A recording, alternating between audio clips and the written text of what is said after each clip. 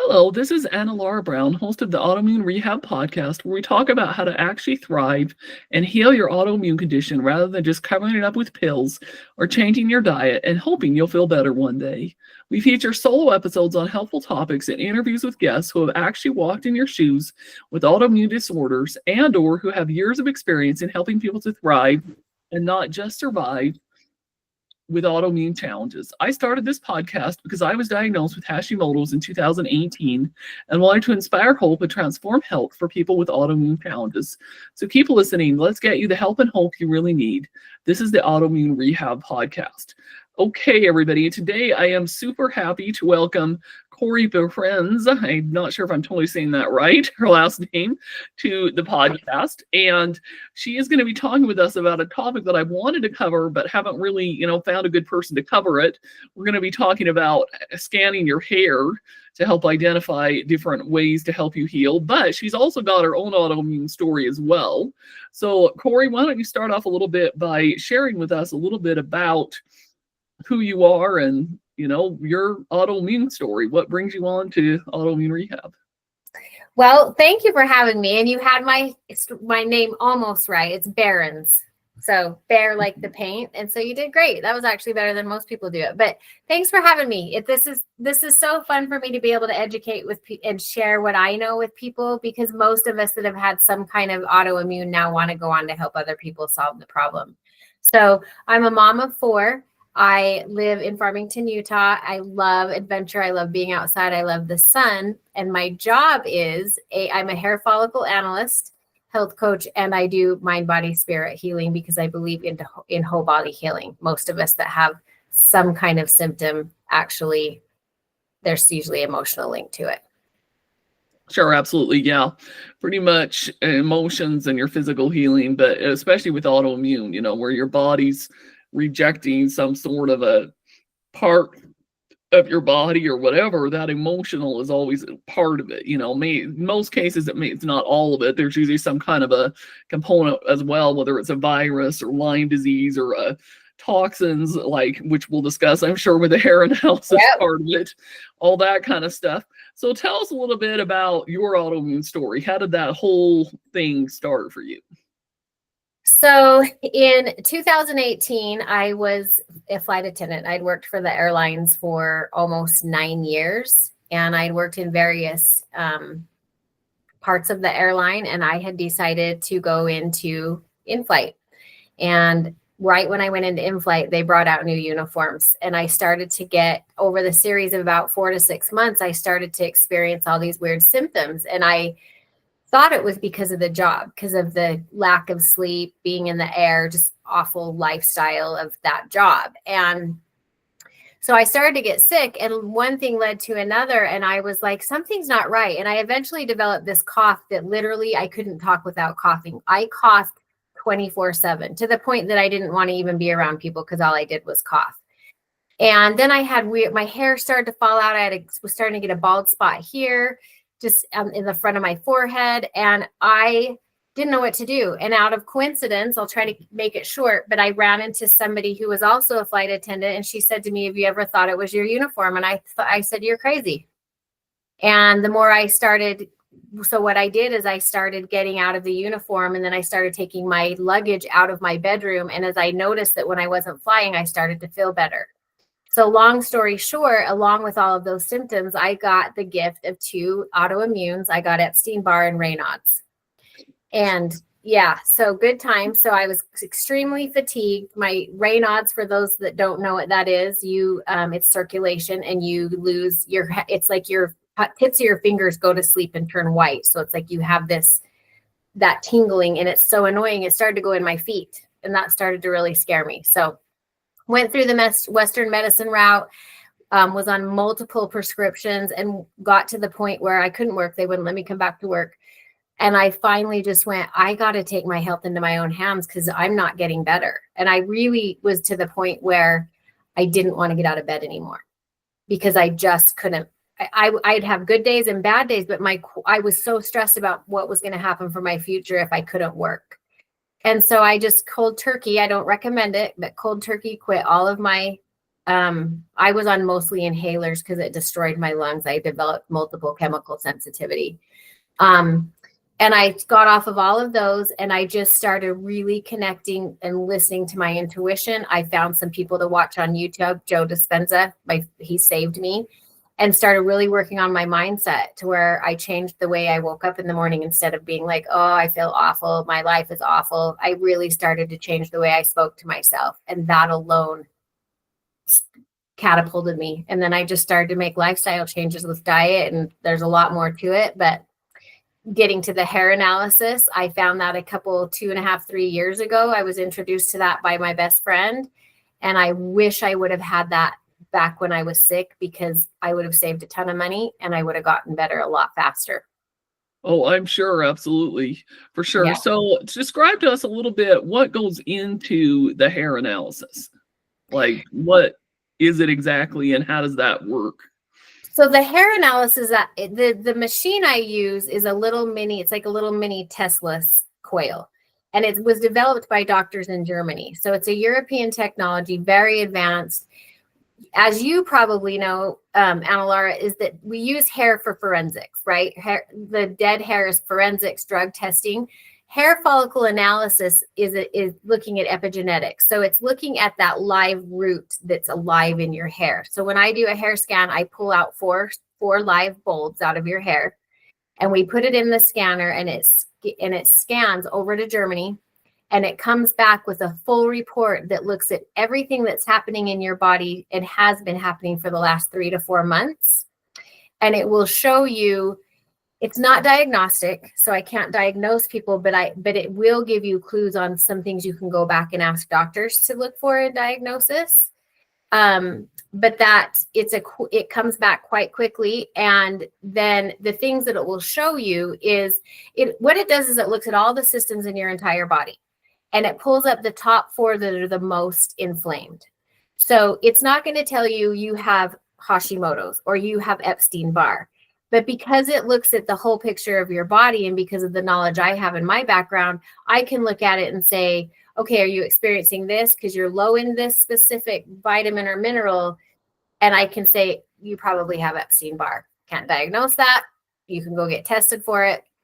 There's no cure for it, so don't even bother. Let's just pretend like you have it, and we'll treat it that way, right? So it'll look at vitamin, mineral, amino acid, every nutrient deficiency.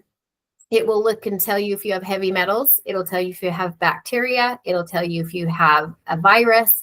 It will tell you.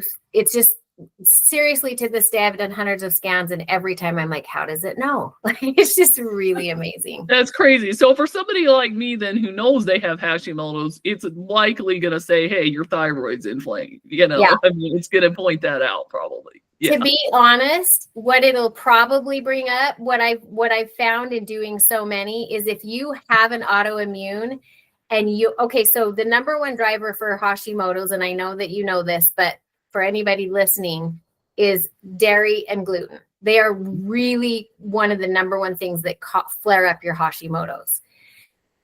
Almost every single person I've ever scanned that has an autoimmune, whether they know it or not, gluten and dairy will come up in theirs, or sugar. That one of the 3 or all 3 of them. Because it's a European scan, gluten doesn't come up unless you have something major going on. And so it doesn't say specific thyroid, but it'll tell me hormonal. If you're low in selenium, there's several nutrients that if you're low in, then I can be like, yeah, you probably should go get a full thyroid panel done. Interesting, but it also can help you figure out like what supplements to take then too, based on what it says you're low on. Yeah, because the thing is I go in once a week and work in a nutrition store, and it's really hard for me because people will see something on Facebook and be like, oh, I have fatigue. They said vitamin B or vitamin D. And I just say to people, but you don't really know that. So you don't really want to take things that you don't need, because it creates more stress on your liver to detox them out anyways. So it'll tell you what you're low on. And the beauty of it, because I'm all about root cause, which is with having an autoimmune, I'm sure you totally understand that. We got to heal the root cause, right? It gives you a food plan based on what you're low in so that you can do a lot of it with food. And then I work on the root cause of, are you creating autoimmune in your body because you have leaky gut, because your liver's congested, And so when we can heal the root problem that's going on in your body, oftentimes you don't need a lot of supplements after that. Yeah, it's a good point. Yeah. And I know a lot of people, especially in the autoimmune community, and I've done this route before too, the biggest complaint that they have with a lot of functional medicine is a lot of times they get given way too many supplements, and it's like, this is expensive, and is this really necessary for me to take all this? Yeah. And sometimes it is, but if you're willing to do it through food. So like for my clients, I make them a smoothie recipe based on what comes up as their yes foods in their scan. And I start it right there because with you, I'm sure that you've probably, when you were going through figuring out how to get to the bottom of Hashimoto's, if you went to functional medicine doctors, oftentimes they'll put you on very difficult diets. Like, oh yeah, where you're just like, and the average person can't do it. Now they work and they're amazing. But what I love about the scan is that it eases you into it. So you may have gluten come up and I'll be like, you got to get gluten out. But some people, it's actually healthy foods that are just inflaming their body. Just how, spinach can inflame some people. Different healthy foods actually bother us. So we're all built differently. So what works for you isn't going to probably work for me all the time. And so the food, it'll actually come up with your no foods as well. What's actually inflaming those systems. Oh, that's interesting. Yeah, for sure. But yeah, I was actually gluten-free for like 4 years before I even got my Hashimoto's diagnosis. Oh, wow. You were one step ahead then. Well, because I knew gluten had really started to really bother me, and I knew it just was not good for me. And I do actually eat a little bit of it when I go to Europe, though, because I find that the European gluten doesn't bother me as much. Yeah, they don't have the glyphosate. So if you live in Europe, you can eat all the gluten you want there. You can eat all the bread, all the pastries, because they don't put glyphosate in their wheat. Yeah. So it really doesn't bother me when I go to Europe. But when I'm here at home in the US, I'm really strict about not eating it. I act like I'm celiac even if I'm not, Yeah, me too. Well, and you probably know too, like I'll get a lot of clients that say, I've been off it and I don't notice a difference. It's the damage it's doing inside. But when you've been off it for a long time, usually you'll get a stomach ache or you'll have some reaction when you eat it. Oh yeah, absolutely. Yeah. But yeah, that's interesting too, because like you say, I'm not really an advocate of super strict diets because I feel like a lot of times, especially over the long term, they do more harm than good because it can create even eating disorders in some people because it's like, no, to this huge list of foods. And you're right. I mean, for some people, it may help them heal a little bit in the short term, but I feel like they do no more harm than good, and they're super hard to follow. So yeah, I agree. It has to be a lifestyle change, and to be honest, there are some autoimmunes that literally, it's like once you get off gluten, do not ever have it again. Now, I believe that sometimes if you have too much of a regimen, you're creating more stress, which creates disease. Stress is one of the number one drivers for disease. Yeah. So I don't want to give someone a food plan that's going to cause them so much stress that they're not going to get better, right? And so you have to live, you have to treat yourself. And so even though I would say I'm gluten-free, if we have once in a while have a burger with a bun for dinner, and I mostly try to eat gluten-free bread, but I give myself that leeway to have a dessert or whatever here and there, because once you heal the root problem and once you really start to get in touch with your body and how it feels when it's in a good place, most of the time you just don't want to. You don't want to eat the other stuff. But I do. I still have treats and stuff once in a while. I just don't do it every day like I used to. Yeah, for sure. Absolutely. Yeah, that's a good point. So another question I was going to ask you that I was curious about is, you said originally your autoimmune got triggered by, your allergic reactions to your uniform.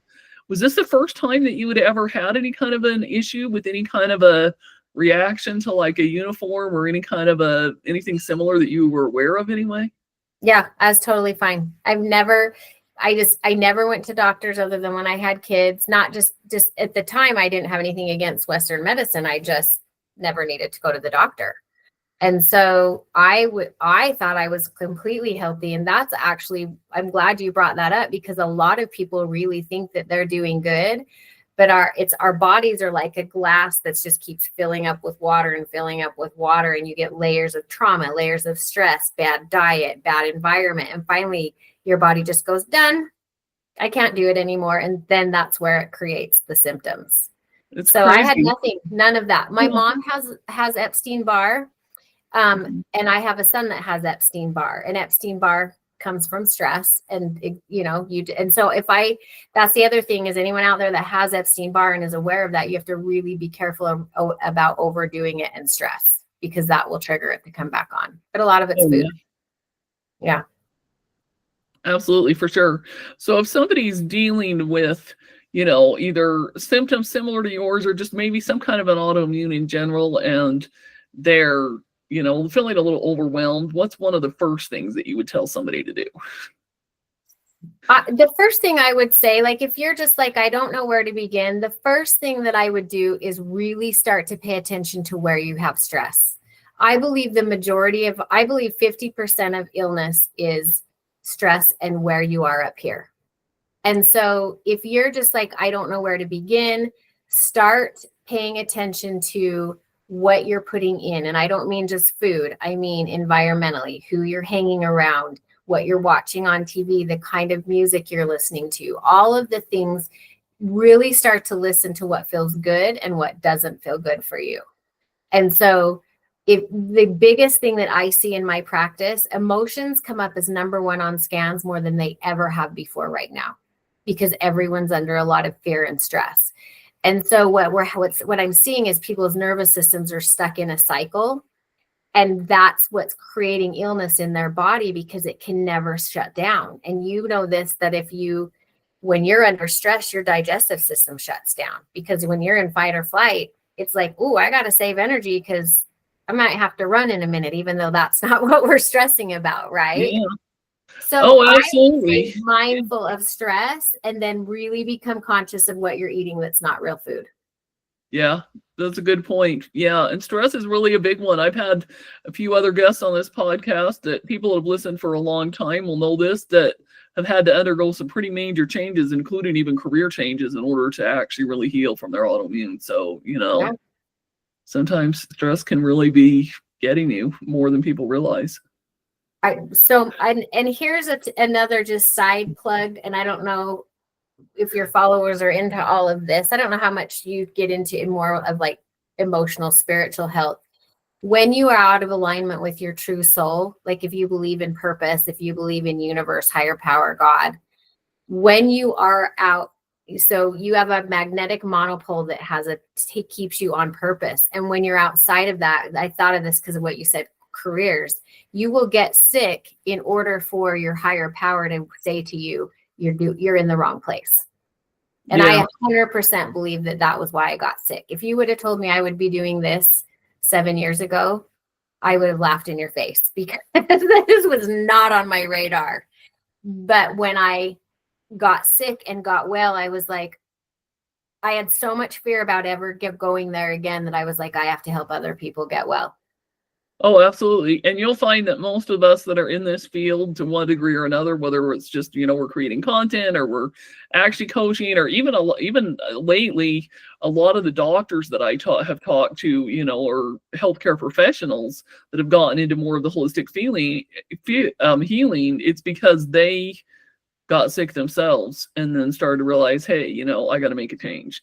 100%. I agree with that 100%. I think that's part of purpose is, okay, we go through things to help other people.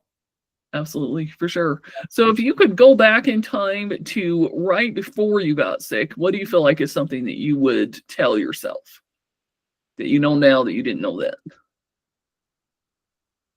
I would tell myself to really listen to my intuition about the choices I'm making. Like I had opportunities to not go in flight, and I ignored those. And there's one side of me that says, well, you wouldn't be here if you wouldn't have done that. So we can never have shame around choices we made in the past. But intuitively, there were things that I was not being aware that were creating stress in my life. I would have really got in touch with my intuition. Yeah, that's a great one. That's a good one. So I know that I definitely have some people listening to this who live in Utah as I do, so they can probably, a lot of them may be able to meet with you in person and do a hair scan if they want. But how does Absolutely. somebody get in touch with you just in general, if maybe they're interested in learning more and maybe they don't live in Utah and they, need to work with you virtually? How would they get in touch with you?